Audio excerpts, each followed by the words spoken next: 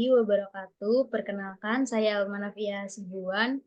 Di sini saya akan mewawancarai seorang mahasiswa, yaitu teman saya sendiri, Kak Erika Sania Lesmana, tentang pendidikan anti korupsi untuk tugas UAS Pendidikan Anti Korupsi. Baiklah, kita memasuki kepada pertanyaan yang pertama, yaitu apa yang Anda ketahui tentang pendidikan anti korupsi? Menurut saya pendidikan anti korupsi itu adalah sebuah ilmu yang mengajarkan tentang bagaimana kita supaya terhindar dari sikap atau sifat korupsi gitu. Jadi kita untuk menghindari korupsi kita harus tahu dulu apa itu ilmu tentang anti korupsi. Mungkin itu Kak Elma.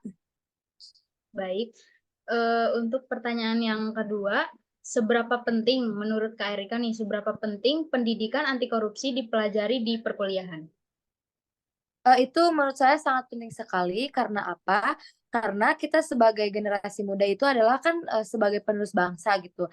Jadi di mana ketika kita mengetahui tentang kasus-kasus korupsi dan solusi buat menyelesaikan sebuah kasus korupsi, kita tuh bisa menjadi generasi yang nantinya terhindar dari korupsi gitu. Kan ini ya Kak Elma sekarang banyak banget kasus-kasus korupsi yang terjadi di Indonesia.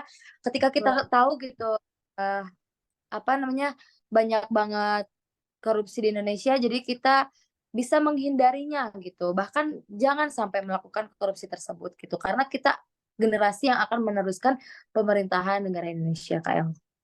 Betul banget Kak Erika. Berarti eh, pendidikan anti korupsi ini sangat penting ya dipelajari di perkuliahan atau di universitas. Betul Kak Elma, sangat penting sekali. Oke, kita lanjut ke pertanyaan yang ketiga ya.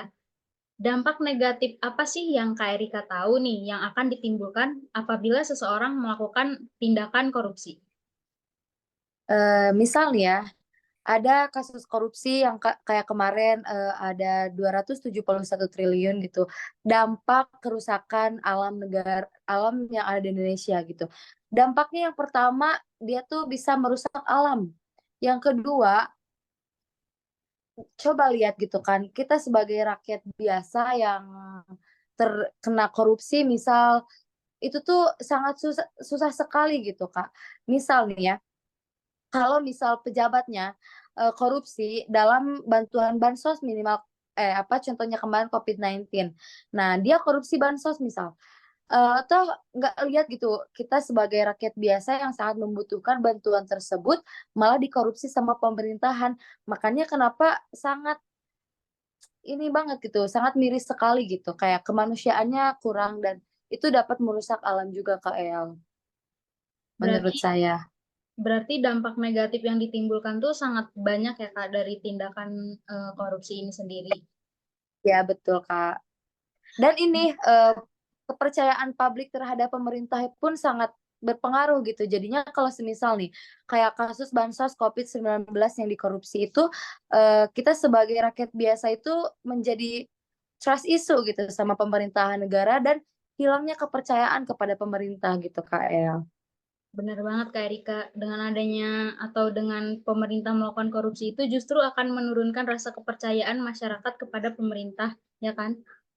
Pertanyaan selanjutnya yaitu tindakan korupsi apa yang pernah Kak Erika ketahui atau Kak Erika lihat sendiri atau bahkan Kak Erika lakukan di kehidupan sehari-hari nih?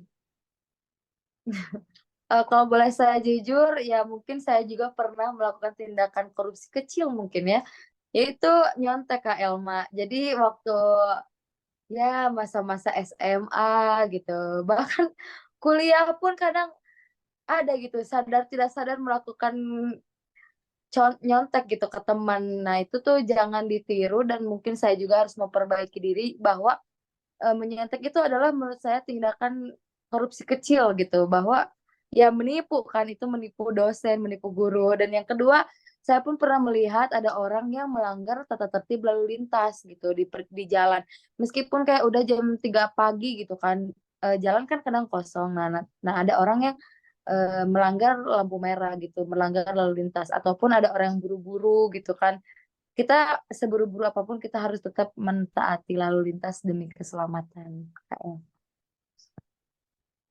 Benar sekali Kak Erika. Kita masuk ke pertanyaan terakhir ya. Nilai-nilai anti korupsi apa yang menurut Kak Erika perlu diterapkan di dalam kehidupan kita sehari-hari? Banyak sekali mungkin ya nilai-nilai anti korupsi yang dapat kita terapkan dalam kehidupan kita sehari-hari. Misal kita harus jujur gitu kan, kejujuran itu harus diterapkan, keadilan, kepedulian, kesederhanaan, kedisiplinan, responsibility, keberanian, kerja keras dan kemandirian mungkin kayak Alma. Benar sekali Kak Erika. Jadi semua nilai-nilai pendidikan anti korupsi itu udah seharusnya nggak sih kita terapkan di dalam kehidupan kita sehari-hari untuk menghindari tindak pidana korupsi di dalam kehidupan kita sehari-hari. Ya Mungkin betul Kak. sekian eh, wawancara kali ini dan video tugas kali ini. Makasih buat Kak Erika udah mau diwawancara. Aku tutup. Assalamualaikum warahmatullahi wabarakatuh. Waalaikumsalam warahmatullahi wabarakatuh.